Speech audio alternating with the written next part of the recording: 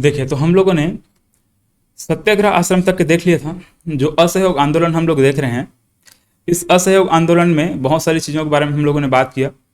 असहयोग आंदोलन संबंधी जो भी घटनाक्रम है वो हम लोगों ने यहाँ पर देखा, जैसे कि वकालत का त्याग किया गया बहुत सारे लोगों के द्वारा, उपाधियों का त्याग किया गया, मादक पदार्थों का त्याग यहाँ पर लोगों के द्वारा किया गया, और शासकीय सेवाओं का बहिष्कार, मतलब शासकीय सेवाओं का परित्याग बहुत सारे लोगों ने किया। राष्ट्रीय विद्यालय की स्थापना बहुत सारे लोगों के द्वारा किया गया। ठीक है, इस प्रकार से इन सभी चीज़ों को हम लोगों ने पढ़ लिया है। और इसके अलावा यहाँ पर खादी समर्थन किया गया, खादी प्रदर्शनी लगाया गया है ना, रायपुर में हम लोगों ने देखा, अंजुम बेगम द्वारा ये लगाया गया था। और इसके बाद लास्ट में हम लोगों ने सत्याग्रह आश्रम के बारे में बात किया था। जो सत्याग्रह आश्रम है वो हम लोगों ने क्या देखा था कि जो पंडित सुंदरलाल शर्मा है उन्होंने रायपुर में स्थापित किया था। ठीक है, रायपुर में यहाँ पर पंडित सुंदरलाल शर्मा के द्वारा सत्याग्रह आश्रम की स्थापना की गई थी, और 7 फरवरी 1921 को इस सत्याग्रह आश्रम की स्थापना हुई थी। इसमें जितने भी जो सत्याग्रही हैं उनके बारे में हम लोग देखते हैं, जैसे शोभाराम है, सखाराम है, श्यामलाल सोम है, विशंभर पटेल है, पंचम सिंह है। ये बहुत सारे नाम हम लोग जो देखते हैं आगे और काम आने वाला है। जैसे कि यहाँ पर हम लोग जो जंगल सत्याग्रह देखने वाले हैं, सिहावर नगरी जंगल सत्याग्रह, यहाँ पर काम आने वाला है। आगे हम लोग झंडा सत्याग्रह देखेंगे तो वहाँ पर भी इनका नाम फिर से आएगा एग्जाम में। यहाँ तक कि एक बार पूछा भी गया था, जो ये जो नाम है, जो झंडा सत्याग्रह हुआ था नागपुर में, ठीक है, 1923 में, उसमें किसने किसने भाग लिया था, ऐसा एग्जाम में वहाँ पर आया हुआ था। तो धमतरी से जो सत्याग्रही थे, यही सब सत्याग्रही को नाम हमको वहाँ पर देखने को मिलता है। ठीक, देखिए, तो यहाँ पर आपको कम से कम 4-5 जो नाम लिखा हुआ है, जो 4-5 जो सत्याग्रही का नाम लिखा हुआ है, इनका नाम आपको याद रख लेना है। शोभाराम, सखाराम, श्यामलाल सोम, विशंभर पटेल, पंचम सिंह, कम से कम इतना नाम को आप याद रखेंगे, क्योंकि 3-4 जगह इनका नाम आने वाला है। चलिए, तो यहाँ तक हम लोगों ने कंप्लीट कर लिया था। अब इनके द्वारा जो 21 जनवरी 1922 को सिहावर नगरी जंगल सत्याग्रह होता है, इसको हम लोग आगे देखेंगे। देखिए, उससे पहले यहाँ पर माखनलाल चतुर्वेदी जी की जो गिरफ्तारी है इसके बारे में बात कर लेते हैं। ये जो माखनलाल चतुर्वेदी जी हैं, ये मूल रूप से जबलपुर के निवासी थे। ठीक है, मध्य प्रदेश में जबलपुर है, जबलपुर वाले क्षेत्र से थे। लेकिन 12 मार्च 1921 को बिलासपुर में राजनीतिक सम्मेलन होता है। बिलासपुर जिला राजनीतिक सम्मेलन का आयोजन यहाँ पर किया जाता है। ठीक है, बिलासपुर में क्या होता है, बिलासपुर जिला राजनीतिक सम्मेलन का आयोजन होता है, और इसमें हिस्सा लेने के लिए माखनलाल चतुर्वेदी जी हमारे छत्तीसगढ़ आए रहते हैं। ठीक है, मतलब बिलासपुर आए रहते हैं, और इनके द्वारा एक ओजस्वी भाषण दिया जाता है। ओजस्वी भाषण मतलब कि मोटिवेशनल स्पीच। ठीक है, तो इनके द्वारा क्या किया जाता है, लोगों को वहाँ पर एक ओजस्वी भाषण दिया जाता है सनिचरी पड़ाव में, मतलब कि बिलासपुर के जो सनिचरी बाजार वाला जो क्षेत्र है उस वाले क्षेत्र में, मतलब वहीं पर ये जो भी राजनीतिक सम्मेलन है वो सब हो रहा था। तो सनिचरी पड़ाव में क्या किया जाता है, माखनलाल चतुर्वेदी जी ओजस्वी भाषण देते हैं लोगों को। ठीक है, इतना ज़्यादा ओजस्वी भाषण होता है, बहुत ज़्यादा भड़काऊ भाषण टाइप का रहता है, लोगों को मतलब कि अंग्रेजों के खिलाफ रहता है। तो इस वजह से फिर कुछ समय बाद मतलब कि 12 मई 1921 को ये जो माखनलाल चतुर्वेदी जी हैं इनको गिरफ्तार कर लेते हैं। ठीक है, पुलिस क्या करते हैं, इनको गिरफ्तार करके जेल में डाल देते हैं। और कहाँ के जेल में डालते हैं, बिलासपुर के जेल में डाल देते हैं। देखो, गिरफ्तारी इनकी होती है जबलपुर से। ठीक है, कहाँ से गिरफ्तारी होती है, जबलपुर से, क्योंकि यहाँ पर भाषण देते हैं 12 मार्च को, यहाँ पर भाषण दिए हैं 12 मार्च 1921 को भाषण दिए हैं। और उसके बाद ये जो माखनलाल चतुर्वेदी जी वो चले गए हैं कहाँ, अपने घर चले गए हैं, मतलब जबलपुर वापस चले गए हैं। तो जबलपुर वो मतलब जा चुके हैं। लेकिन 12 मई को, है ना, मार्च के बाद देखिए, मार्च अप्रैल मई, इस प्रकार से लगभग 2-2.5 महीने बाद यहाँ पर ये जो माखनलाल चतुर्वेदी जी हैं उनको गिरफ्तार किया जाता है। कहाँ से, जबलपुर से। ठीक है, जबलपुर से इनकी गिरफ्तारी होती है, और गिरफ्तार कर कहाँ डाल देते हैं, बिलासपुर जेल में बंद कर देते हैं। बिलासपुर जेल में ही क्यों बंद करते हैं, क्योंकि यहीं पर इनके द्वारा भाषण दिया गया था, बिलासपुर वाले क्षेत्र में भाषण दिया गया था। यहाँ के लोग इतने उत्तेजित हो गए थे, यहाँ के जो लोग हैं उन्होंने आंदोलन में हिस्सा लेना शुरू कर दिया था। तो इनको लगा कि ये जो माखनलाल चतुर्वेदी जी हैं इनके ओजस्वी भाषण की वजह से ये सब चीज़ें हो रही हैं बोल करके पुलिस क्या करते हैं, इनको गिरफ्तार करके लाते हैं और बिलासपुर जेल में बंद कर देते हैं। अब बिलासपुर जेल में जब इनको बंद किया जाता है तो इनके द्वारा जेल के अंदर ही पुष्प की अभिलाषा नामक एक कविता लिखा जाता है। माखनलाल चतुर्वेदी क्या करते हैं, पुष्प की अभिलाषा नामक एक कविता को लिखते हैं। इसके अलावा पर्वत की अभिलाषा और 1-2 और कविता है जिनको जेल के अंदर में ही रह करके लिखते हैं। लेकिन यहाँ पर ये पुष्प की अभिलाषा इंपॉर्टेंट हो जाता है। हम लोग इसको पढ़े भी हैं, बचपन में हम लोग इसको पढ़े भी हैं, 8वीं 10वीं क्लास में जब हम लोग थे तो वहाँ पर पढ़ते थे ना कि चाह नहीं मैं सुरबाला के गहनों में गूथा जाऊं। इस प्रकार से आप लोगों ने कविता पढ़ा होगा, बहुत अच्छा कविता था वो।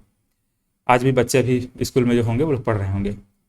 तो ये जो कविता है पुष्प के अभिलाषा, पर्वत का अभिलाषा, ऐसे जो कविता हैं इनको लिखा जाता है। किनके द्वारा लिखा जाता है? माखनलाल चतुर्वेदी जी के द्वारा लिखा जाता है। कहाँ लिखा जाता है? बिलासपुर जेल में लिखा जाता है। तो बिलासपुर जेल में ही ये जो भी पुष्प के अभिलाषा नामक जो कविता है इसको लिखा जाता है 18 फरवरी 1922। ठीक है, 18 फरवरी 1922 को याद रखेंगे। ये जो कविता है मतलब पुष्प के अभिलाषा है, ये पूरी तरीके से लिख करके तैयार होता है। तो ये एग्जाम में डेट को भी कभी कभी पूछा जाता है। ये जो पुष्प के अभिलाषा पत्रिका है वो कब लिखा गया था, किन के द्वारा लिखा गया था, कहाँ लिखा गया था। ठीक है, तो ऐसा टाइप से ये है।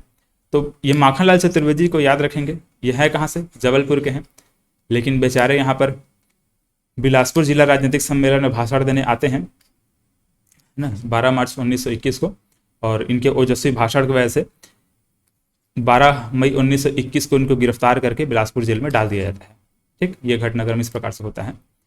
अब देखो एक चीज़ और याद रखेंगे इनके बारे में, माखनलाल चतुर्वेदी जी के बारे में, कि 1920 में, ठीक है, ये जो घटनाक्रम अभी यहाँ पर हम लोग देखें ना, इससे पहले की घटना है ना ये, 1920 में इनके द्वारा कर्मवीर पत्रिका का संपादन किया गया था। ठीक है, कर्मवीर पत्रिका का संपादन इनके द्वारा किया गया था। किनके द्वारा? माखनलाल चतुर्वेदी जी के द्वारा। ये एग्जाम में कई बार पूछा गया है। ठीक है, कब किया गया था कर्मवीर पत्रिका का संपादन, या फिर किनके द्वारा किया गया था, ऐसे टाइप से एग्जाम में कई बार आता ही है, ध्यान में रखेंगे। माखनलाल चतुर्वेदी जी ने जबलपुर से, कहाँ से? जबलपुर से 1920 में कर्मवीर पत्रिका का संपादन किया था। इनके सहयोगी माधवराव सप्रे, ठीक है, क्या है? माधवराव सप्रे हैं और विष्णुदत्त शुक्ल है। ठीक, ये दो नाम याद रखना आपको इनके सहयोगी के रूप में। चलिए, तो यहाँ पर इस प्रकार से हम लोगों ने समझा। ठीक है, माखनलाल चतुर्वेदी जी का गिरफ्तारी वगैरह के बारे में बात किया, और उससे पहले के जो कर्मवीर पत्रिका का संपादन है इनको किसने किया था वो हम लोगों ने देखा।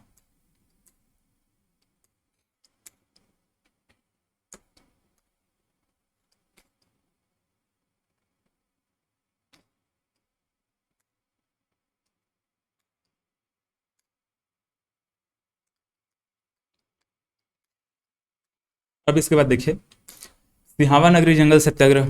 तो मैंने आपको बताया था कि जो सत्याग्रह आश्रम जो स्थापित किया गया था रायपुर में, इस सत्याग्रह आश्रम में जिन्होंने प्रशिक्षण प्राप्त किया था, यही लोग अब क्या करेंगे आगे चल करके, जो भी आंदोलन है, जो भी सत्याग्रह है, उसको करेंगे। तो सिहावा नगरी जंगल सत्याग्रह ये हुआ है 21 जनवरी 1922 को। ठीक है, 21 जनवरी 1922 को। यहाँ पर ये नीचे जब आएंगे ना तो यहाँ पर एक डेट गलत लिखा गया। ठीक है, इसको ध्यान में रखिएगा, स्क्रीनशॉट लेने के टाइम थोड़ा सा दिमाग में इसको रखिएगा। 1922 है वो। देखिए, तो यहाँ पर हम लोगों ने क्या समझा कि जो सिहावा नगरी जंगल सत्याग्रह है वो कब किया गया है? 21 जनवरी 1922 को सिहावा नगरी जंगल सत्याग्रह ये हुआ है। और असहयोग आंदोलन जब चल रहा था, असहयोग आंदोलन के समय होने वाला एकमात्र है जंगल सत्याग्रह है। ठीक है, असहयोग आंदोलन के समय होने वाला एकमात्र जंगल सत्याग्रह कौन सा है? सिहावा नगरी जंगल सत्याग्रह। और बाकी जो हम लोग जंगल सत्याग्रह देखेंगे जब सविनय अवज्ञा आंदोलन वगैरह हम लोग पढ़ेंगे 1930 में, उस समय हम लोग देखेंगे। तो 1930 के आसपास में जो बहुत सारे जंगल सत्याग्रह हुआ है उन सब के बारे में आगे हम लोग बात करेंगे। लेकिन यहाँ पर 1922 में सिर्फ एक जंगल सत्याग्रह, जो कि कौन सा है? सिहावा नगरी जंगल सत्याग्रह है। 1930 में तो हम लोग बहुत सारे जंगल सत्याग्रह देखेंगे। रुद्रनवा गांव जंगल सत्याग्रह के बारे में बात करेंगे, और आपका गट्टा सैली जंगल सत्याग्रह देखेंगे, और आपका इधर महासमुंद वाले क्षेत्र में जो जंगल सत्याग्रह हुआ था वो हम लोग देखते हैं। तमोरा जंगल सत्याग्रह देखते हैं। ठीक है, तो बहुत सारे जंगल सत्याग्रह है जो कि हम लोग 1930 में बात करते हैं। लेकिन इन सब से हट करके हमको एक जंगल सत्याग्रह याद रखना है, सिहावा नगरी जंगल सत्याग्रह, जो कि 1922 में हुआ है। ठीक, और इस समय क्या चल रहा था? असहयोग आंदोलन चल रहा था। तो इसका कारण क्या था? देखो, इसका कारण क्या था? आदिवासियों के वन प्रवेश व वन के उपयोग पर प्रतिबंध लगाना। इस समय अंग्रेजों के द्वारा नया नया कानून बनाया जा रहा था। ठीक है, जंगलों को लेकर के नया नया कानून बन रहा था। अंग्रेज बना रहे थे कि जंगलों के उपयोग पर प्रतिबंध लगा देते थे। जितने भी जो वहाँ पर जनजाति है, वहाँ पर जो आदिवासी क्षेत्र के जो लोग हैं, तो उनको जंगल के जो भी वस्तु है, मतलब जो भी वनोपज है, उसके संग्रहण पर प्रतिबंध लगा दिया जाता था। पशुओं को चराने के लिए जब वहाँ पर ले जाया जाता था तो उनको प्रतिबंध लगा दिया गया था। तो बहुत सारी चीज़ें हैं जिस पर अंग्रेज क्या कर रहे थे? वनों के उपयोग पर प्रतिबंध लगा रहे थे। तो इस वजह से लोगों ने ठाना कि अब एक सत्याग्रह करना चाहिए। ठीक, एक आंदोलन के रूप में उसको आगे बढ़ाना चाहिए बोल करके लोगों ने क्या किया? जंगल सत्याग्रह किया। लेकिन इसके नेतृत्व करने के लिए कुछ ना कुछ तो, मतलब कुछ ना कुछ नेतृत्व करता तो चाहिए ना, कोई ना कोई नेतृत्व करता चाहिए। तो जो यहाँ पर जो श्यामलाल हम लोग पढ़े हैं, श्यामलाल सोम, पंचम सिंह, विशंभर पटेल, शोभाराम साहू, बाली ठाकुर, ये जो हम लोग देखे हैं कि जो रायपुर में जो सत्याग्रह आश्रम स्थापित किया गया था, यहाँ से इनको सत्याग्रह मतलब इनको प्रशिक्षण प्राप्त हुआ है। इनको क्या हुआ है? प्रशिक्षण प्राप्त हुआ है। तो इन्हीं द्वारा ही ये जो जंगल सत्याग्रह है इसका नेतृत्व शुरुआत में किया जाता है। यही लोग क्या करते हैं, जो जंगल सत्याग्रह है इसकी शुरुआत करते हैं। ठीक है, सिंहावा नगरी जंगल सत्याग्रह का शुरुआत किनके द्वारा किया जाता है? तो श्यामलाल सोम, पंचम सिंह, विशंभर पटेल, शोभाराम साहू, बाली ठाकुर, इनके द्वारा किया जाता है। ठीक, और इन्होंने जो रायपुर जो सत्याग्रह आश्रम है उसमें प्रशिक्षण प्राप्त किया है। देखिए हम लोग क्या देखा है कि 1921 में सत्याग्रह आश्रम है ये स्थापित किया गया था 1921 में, और लगभग 1 साल हो चुका है। 1 साल तक ये क्या किया, प्रशिक्षण इन्होंने प्राप्त किया है। ठीक है, ये सभी लोगों ने। अब इनको प्रशिक्षण भी मिल चुका है, तब क्या करेंगे, आंदोलन लेने के लिए यहाँ पर मतलब आंदोलन करने के लिए हम ये तैयार हो चुके हैं। तो इनके द्वारा यह आंदोलन को किया जाता है शुरुआत में। इस समय मतलब जब आप लोग पढ़ेंगे रामकुमार बिहार वगैरह का, फिर जो और भी जो स्टैंडर्ड बुक है वो सबको पढ़ेंगे तो वहाँ पर ऐसा आपको देखने को मिलेगा कि जो पंडित सुंदरलाल शर्मा, नारायण राव मेघावाले, बाबू छोटेलाल श्रीवास्तव है, ये लोग हैं, ये लोग इस समय कांग्रेस का एक अधिवेशन में हिस्सा लेने के लिए गए रहते हैं। मतलब कि जब हम लोग क्या देखते हैं, दिसंबर के आसपास में, दिसंबर के महीने में क्या होता है, तो कांग्रेस का अधिवेशन होता था। तो इस अधिवेशन में भाग लेने के लिए ये लोग गए रहते हैं। मतलब कि यहाँ पर ये अवेलेबल नहीं है, मतलब कि जिस समय जंगल सत्याग्रह ये हुआ है, सिंहावा नगरी जंगल सत्याग्रह, उस समय ये लोग नहीं हैं। तो इसीलिए मतलब नेतृत्व किनके द्वारा किया जा रहा है? श्यामलाल सोम, पंचम सिंह, इन सब के द्वारा यहाँ पर नेतृत्व किया जा रहा है। मतलब कि जंगल सत्याग्रह को इनके द्वारा संभाला जा रहा है। लेकिन होता क्या है, कुछ समय बाद इनको गिरफ्तार कर लिया जाता है। अंग्रेज क्या करते हैं, इनको गिरफ्तार करके जेल में बंद कर देते हैं। श्यामलाल सोम, पंचम सिंह, विशंभर पटेल, इन सब की गिरफ्तारी हो जाती है। इन सबको गिरफ्तार करके कहाँ कर देते हैं, जेल में बंद कर देते हैं। अब इनके गिरफ्तारी के बाद इस समय तक के पंडित सुंदरलाल शर्मा, नारायण राव मेघावाले, बाबू छोटेलाल श्रीवास्तव ये वापस आ चुके हैं। इनके गिरफ्तारी के बाद अब क्या करते हैं, नेतृत्व को ये लोग अपने हाथ में ले लेते हैं। पंडित सुंदरलाल शर्मा, नारायण राव मेघावाले और बाबू छोटेलाल श्रीवास्तव ये लोग क्या करते हैं, जो भी जंगल सत्याग्रह यहाँ पर हो रहे हैं उसको क्या कर लेते हैं, लोग नेतृत्व करना शुरू कर देते हैं। तो अब जब इनके द्वारा नेतृत्व किया जाता है, इनके द्वारा नेतृत्व किया जाता है, तो कुछ समय बाद इनको भी पकड़ करके अंग्रेज क्या करते हैं, जेल में डाल देते हैं। जिसमें हम लोग देखते हैं कि पंडित सुंदरलाल शर्मा और नारायण राव मेघावाले, देखो पंडित सुंदरलाल शर्मा को 1 वर्ष तथा नारायण राव मेघावाले को 8 माह। ठीक है, पंडित सुंदरलाल शर्मा को 1 वर्ष और नारायण राव मेघावाले को 8 माह का कारावास का दंड सुना देते हैं। कौन? अंग्रेज। यहाँ पर बाबू छोटेलाल श्रीवास्तव की गिरफ्तारी को यहाँ पर नहीं लिखा गया है, क्योंकि देखो ऐसा होता है कि तो बाबू छोटेलाल श्रीवास्तव बहुत बड़े मालगुजार आदमी थे। ठीक है, बहुत बड़े मालगुजार आदमी थे। उनका आलीशान घर था धमतरी वाले क्षेत्र में। तो इनको गिरफ्तार करने से पहले अंग्रेजों को सोचना पड़ता था। ठीक है, इनको गिरफ्तार करने से पहले, क्योंकि बहुत बड़े हस्ती थे, छोटे मोटे हस्ती नहीं थे, बाबू छोटेलाल श्रीवास्तव को गिरफ्तार करने से पहले अंग्रेजों को पहले सोचना पड़ता था।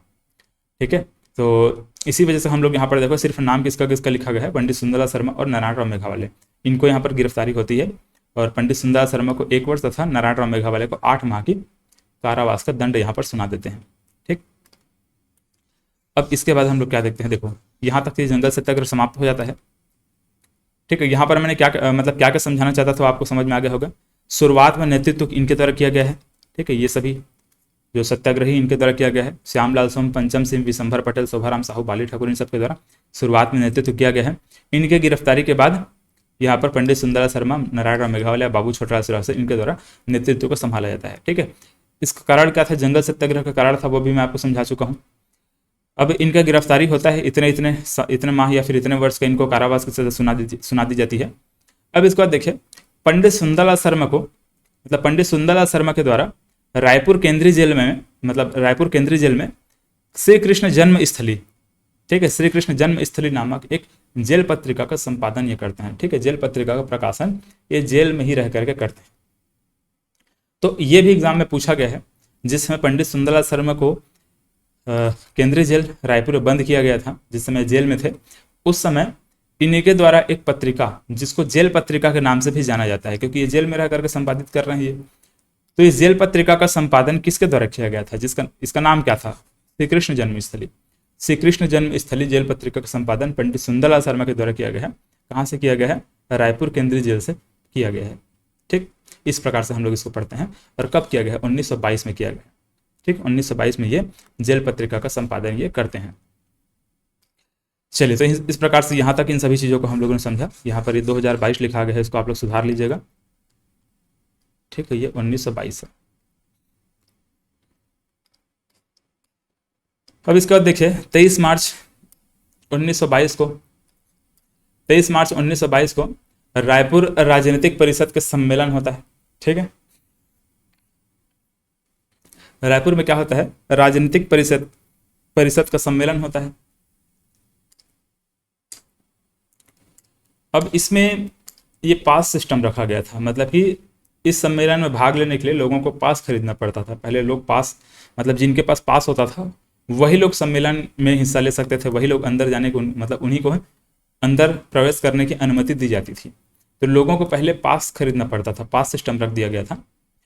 तो इसमें एक पुलिस अधीक्षक होते हैं, मतलब एक पुलिस अधीक्षक भी क्या चाहते हैं, उस सम्मेलन में हिस्सा लेने के लिए वहां पर पहुंचते हैं। रायपुर के जो एक पुलिस अधीक्षक थे वो क्या करते हैं, उस राजनीतिक सम्मेलन में हिस्सा लेने के लिए अंदर प्रवेश करने की कोशिश करते हैं, और वह भी बिना पास का मुफ्त में प्रवेश लेना वो चाहते थे। लेकिन इस मतलब ये जो पुलिस अधीक्षक है इनका विरोध कर दिया जाता है पंडित रविशंकर शुक्ल के द्वारा। ठीक है, याद रखेंगे, पंडित रविशंकर शुक्ल के द्वारा ये जो पुलिस अधीक्षक है इनको प्रवेश देने से मना कर दिया जाता है। ठीक है, पंडित रविशंकर शुक्ल क्या करते हैं, इनको प्रवेश मतलब बिना पास का, मतलब मुफ्त में प्रवेश देने से इनकार करके उन्हें प्रवेश नहीं देते हैं। और ये पंडित रविशंकर शुक्ल है स्वागताध्यक्ष थे, मतलब कि स्वागत के जो अध्यक्ष होते हैं वो स्वागताध्यक्ष। तो इस वजह से पंडित रविशंकर शुक्ल क्या किया, यहाँ पर पुलिस अधीक्षक को अंदर प्रवेश देने से इनकार कर दिए। तो इस बात से इनको बहुत ज़्यादा हर्ट हुआ। पुलिस अधीक्षक ने क्या किया, पंडित रविशंकर शुक्ल को पकड़ कर जेल में डाल दिया। ठीक है, पुलिस अधीक्षक ने क्या किया, पंडित रविशंकर शुक्ल को पकड़ के कहाँ डाल दिए, जेल में डाल दिए। लेकिन ये जो घटनाक्रम है ये बहुत बड़ा साहसिक कार्य था। मतलब ये जो पुलिस अधीक्षक को वहाँ पर मुफ्त में प्रवेश देने से इनकार करने वाला जो एक यहाँ पर एक घटना जो हुआ, ये बहुत बड़ा साहसिक कार्य था जो कि पंडित रविशंकर शुक्ल के द्वारा यहाँ पर किया गया था। तो ये इस प्रकार से हुआ। अगले दिन फिर क्या होता है, अब ये देखो रविशंकर शुक्ल तो जेल में बंद हो चुके हैं।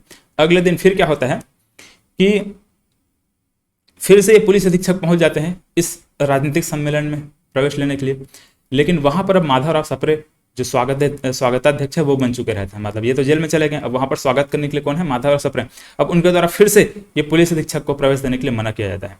तो ये जो भी घटनाक्रम यहाँ पर हुआ, इस घटनाक्रम को बहुत साहसपूर्ण घटना माना गया है। ठीक है, साहसपूर्ण एक बहुत बड़ा ये घटना था।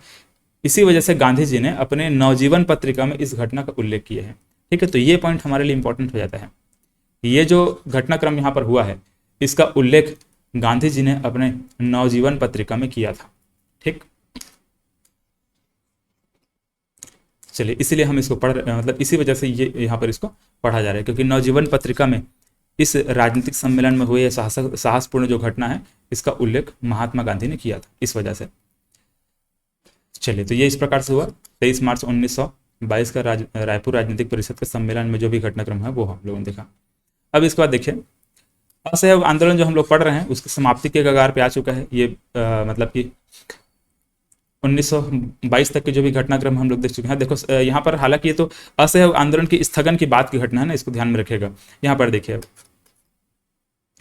क्या होता है, उत्तर प्रदेश के गोरखपुर जिले में 5 फरवरी 1922 को हुए हिंसक घटना चौरी चौरा कांड। देखो ये जो 5 फरवरी 1922 को ध्यान में रखना है आपको।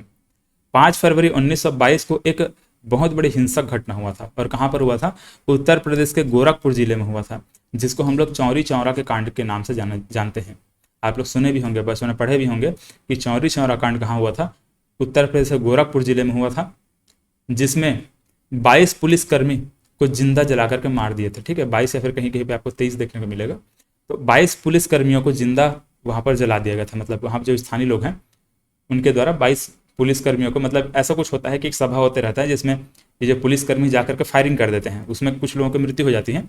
इस वजह से फिर लोग वहाँ पर भड़क जाते हैं और भड़क करके पुलिस थाने की ओर सब आप इकट्ठा होकर के आगे बढ़ते हैं और जाकर के पूरे पुलिस स्टेशन को ही आग लगा देते हैं। जब पुलिस स्टेशन को ही आग लगा देते हैं तो वहाँ पर 22 पुलिस कर्मचारी जिंदा जल जाते हैं। ठीक है, 22 पुलिस कर्मचारी वहाँ पर जिंदा जल के मर जाते हैं। तो ये जो घटनाक्रम होता है, ये घटनाक्रम, इस घटनाक्रम के समय हम लोग क्या जानते हैं, ये जो असहयोग आंदोलन है वो चल रहा है। तो इस घटनाक्रम से गांधी जी को बहुत दुख पहुंचता है। ठीक है, गांधी जी को बहुत दुख पहुंचता है और गांधी जी को लगता है कि ये जो असहयोग आंदोलन चल रहा था, जो कि अभी तक के शांतिपूर्वक चलाया जा रहा था, वो अब यहाँ जाकर के हिंसक हो चुका है। मतलब गांधी जी को ये लगता है कि वो जो अहिंसावादी हैं, ठीक है, यहाँ पर हिंसा हो चुका है। तो हिंसा होने की वजह से फिर गांधी जी क्या करते हैं, असहयोग आंदोलन को स्थगित करने का निर्णय लेते हैं। ठीक है, तो इस वजह से गांधी जी ने 12 फरवरी 1922 को असहयोग आंदोलन को स्थगित कर दिया। ठीक है, और ये जो घटना है ना, ये जो रायपुर राजनीतिक परिषद वाली बाद वाली घटना है, ध्यान में रखेंगे इसको। चलिए, तो यहाँ पर हम लोगों ने क्या समझा कि अब असहयोग आंदोलन का क्या हो चुका है, स्थगन हो चुका है। स्थगन कब हुआ है, 12 फरवरी को। ठीक है, 12 फरवरी 1922 को असहयोग आंदोलन का स्थगन हुआ है। ठीक, इसको आप लोग इसके बाद लिखिएगा ऐसे, इसको इधर लिखिएगा।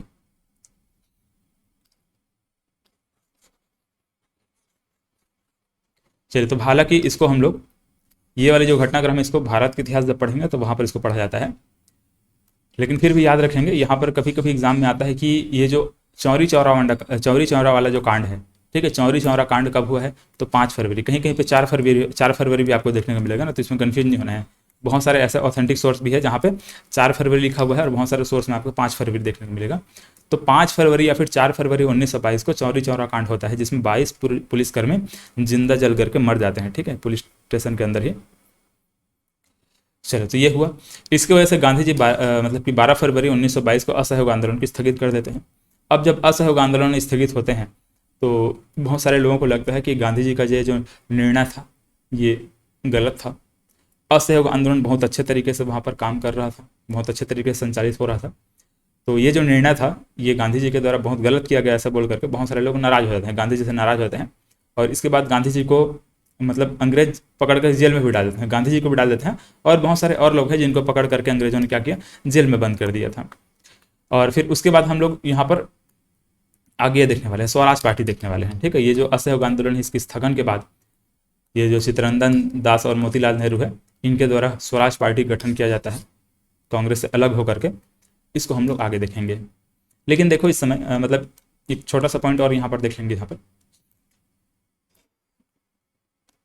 असहयोग आंदोलन जो हम अभी तक हम लोग पढ़े हैं, इसके पहले या फिर इसी के दौरान, जैसे कि यहाँ पर इससे पहले अगर हम बात करेंगे तो 1918 में हम लोगों ने लोकमान्य बाल गंगाधर तिलक का छत्तीसगढ़ आगमन हम लोगों ने देखा है। राष्ट्रीय स्तर के नेताओं का छत्तीसगढ़ आगमन यहाँ पर हम लोग ये देखते हैं। तो जो लोकमान्य बाल गंगाधर तिलक हैं ये हमारे छत्तीसगढ़ कब आए थे, 1918 में आए थे और होम रूल आंदोलन के प्रचार करने के लिए यहाँ पर आए हुए थे। ठीक है, हम लोगों ने देखा था कि 1918 में रायपुर में होम रूल आंदोलन का एक सम्मेलन हो रहा था। उस सम्मेलन में वो वहाँ पर भी आकर हिस्सा लिए और हमारे छत्तीसगढ़ में रायपुर, बिलासपुर, दुर्ग ऐसे क्षेत्र में जाकर के क्या किया, लोगों को संबोधित भी किया। ठीक है, वहाँ पर लोगों को भाषण भी दिया। तो जो होम रूल आंदोलन के प्रचार के लिए यहाँ पर जो लोकमान्य बाल गंगाधर तिलक है वो हमारे छत्तीसगढ़ आए थे। मतलब कि राष्ट्रीय स्तर के नेताओं का हमारे छत्तीसगढ़ आगमन कब कब हुआ था, इससे एग्जाम में क्वेश्चन बना हुआ है। ठीक है, यहाँ से एग्जाम में क्वेश्चन पूछा जाता है। इसी प्रकार से यहाँ पर 1920 में हम लोग क्या देखते हैं, वीवी गिरी का आगमन हम लोग देखते हैं। मजदूर नेता थे, ठीक है, राष्ट्रीय स्तर के मजदूर नेता थे वीवी गिरी। तो वीवी गिरी का आगमन हम लोग देखते हैं 1920 में हुआ था हमारे छत्तीसगढ़। बीएनसी मिल मजदूर आंदोलन हम लोग पढ़ने वाले हैं। ठीक है, 3 बार ये जो मिल मजदूर आंदोलन है वो हम लोग देखते हैं, जिसमें ठाकुर प्यारेलाल सिंह के द्वारा नेतृत्व किया जाता है। आगे हम लोग इसके बारे में बात करेंगे। तो ये जो वीवी गिरी हैं वो 1920 में हमारे छत्तीसगढ़ आते हैं ना, 1920 में हमारे छत्तीसगढ़ आए थे वीवी गिरी। तो इसको भी दिमाग में याद रखेंगे, क्यों आए थे, मिल मजदूर आंदोलन की वजह से आए थे, है ना। राजनांदगांव में जो बीएनसी मिल था वहां पर मजदूर आंदोलन को समझौता करवाने के लिए यहाँ पर आए हुए थे। अब इसके बाद देखिए 20 दिसंबर 1920 को महात्मा गांधी का आगमन हम लोगों ने देख लिया है।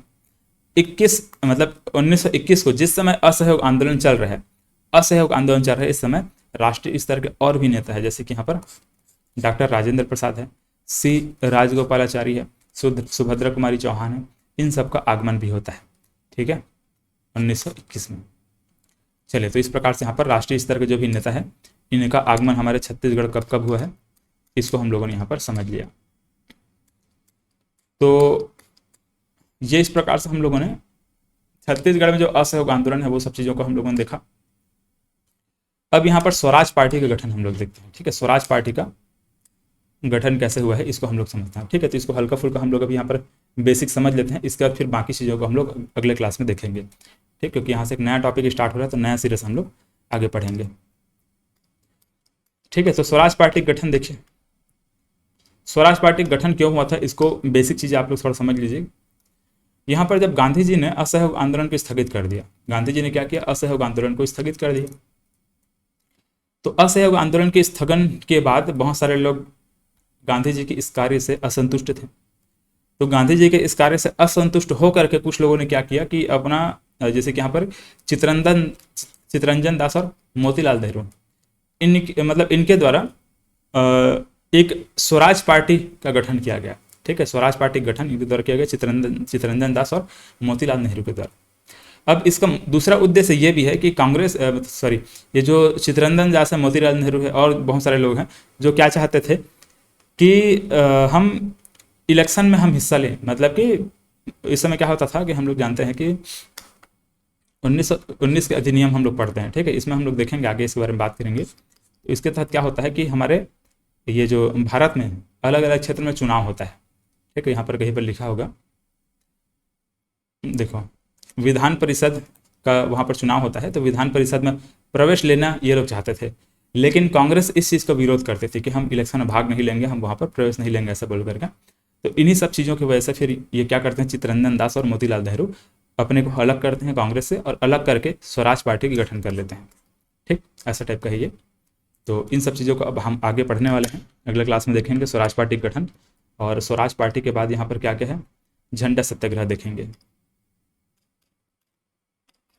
ठीक, इस प्रकार से झंडा सत्याग्रह है, इसके बारे में बात करेंगे। और झंडा सत्याग्रह के बाद यहाँ पर 1923 से लेकर के, है ना, 1923 से लेकर के 1930 तक की और बहुत सारी जो घटना है इन सब के बारे में बात करेंगे। और फिर 1930 से फिर यहाँ पर सविनय अवज्ञा आंदोलन शुरू हो जाएगा। ठीक है, सविनय अवज्ञा आंदोलन के बारे में बात करेंगे, प्रथम चरण है, उसके बाद फिर द्वितीय चरण भी हम लोग देखेंगे।